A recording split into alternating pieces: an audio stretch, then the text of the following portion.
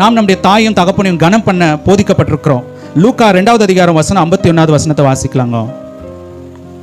இந்த வசனம் சொல்லிட்டு இயேசு கிறிஸ்து மரியாளுக்கும் யோசேப்புக்கும் போய் கீழ்ப்படிந்திருந்தார் என்று சொல்லி. நீங்கள் என்ன நினைக்கிறீங்க? மரியாள் வந்து பர்ஃபெக்டான உமனு, ரொம்ப பரிசுத்தமான உமனு, எல்லா விதமான எந்த பிரச்சனையும் இல்லை அப்படின்னு நினைக்காதீங்க.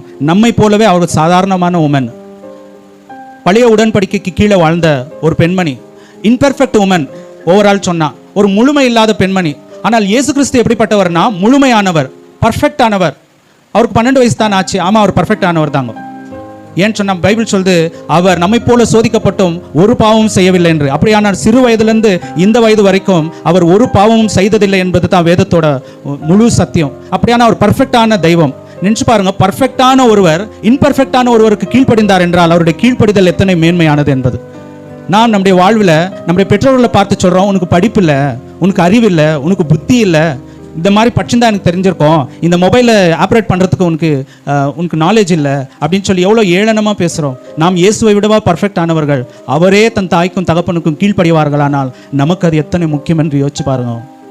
ஒரு கணக்கெடுப்பு சொல்லுது, 10ல் 6% பிள்ளைகள் பெற்றோரை கைவிட்டு விடுகிறார்கள் என்று சொல்லி.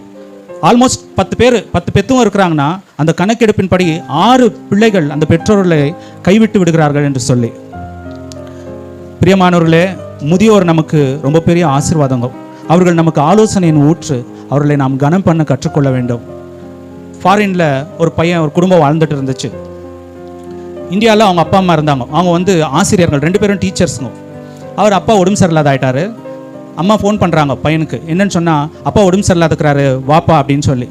பையன் வந்த பாடில்லை. அப்புறமா சித்தப்பா ஃபோன் பண்ணுறாரு, உங்கள் அப்பா செத்துட்டாருப்பா, ஈம கடனை செய்கிறதுக்காவது நீ அங்கேருந்து வா அப்படின்னு சொல்லி. இவரும் புறப்பட்டு வந்தார். குடும்பத்தோடு இல்லை, தனியாக வந்தார்.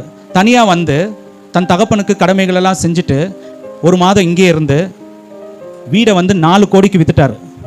அந்த அளவுக்கு பிள்ளைகள் பெற்றோர்கள் சேர்த்து வச்சுருக்குறாங்க. 4 கோடிக்கு விற்று அந்த தாயாரை, சரி நீங்கள் இருக்கக்கூடாது, தாய் கெஞ்சுறாங்க, அப்பா வாழ்ந்த வீடுப்பா, நான் இந்த வீட்லேயே வாழ்ந்து செத்துடுறேன் அப்படின்னு சொல்லி. இல்லை, இதை விட உனக்கு பெட்டரான லைஃப் நான் வச்சுக்கிறேன் அப்படின்னு. சரி, எல்லாம் பேக் பண்ணிக்கினாங்க. அம்மா நினச்சாங்க பையன் ஃபாரின் தான் கூட்டிகிட்டு போகிறாருன்னு சொல்லி. கூட்டிகிட்டு போயிட்டு முதியோர்களுடைய இல்லத்தில் சேர்த்துட்டு காசு கட்டிட்டு இருக்கிறேன், நீ இங்கே இரு அப்படின்னு சொல்லி ஃபாரினுக்கு பறந்து போயிட்டார். பறந்து போய் அங்கே போய் ஒய்ஃப் கிட்ட வீட்டில் உட்காந்து டைனிங்கில் சாப்பாடு வைக்கிறாங்க, சாப்பிட்றாரு. ஒரு ஸ்வீட் கூட கொடுமா அப்படின்னு சொல்கிறாரு. அதுக்கு அவங்க சொல்கிறாங்க, இப்போ தானே துக்ககரமான விஷயம் நடந்துக்குது, ஸ்வீட் கேட்குற அப்படின்னு சொன்னால், இல்லை எல்லாத்தையும் முடிச்சுட்டு தானே வந்துட்டேன்னு. இன்னும் முடியலப்பா, நீ ஃப்ளைட்டில் பறந்துன்னு இருக்கும் போதே எனக்கு நியூஸ் வந்துச்சு, உங்கள் அம்மாவும் செத்துட்டாங்க அப்படின்னு சொல்லி. எத்தனை பேர் இன்னைக்கு பெற்றோர்களை இந்த நிலைக்கு விட்டுறோம்? பெற்றோர்களை கை நீட்டி அடிக்கிற பிள்ளைகள்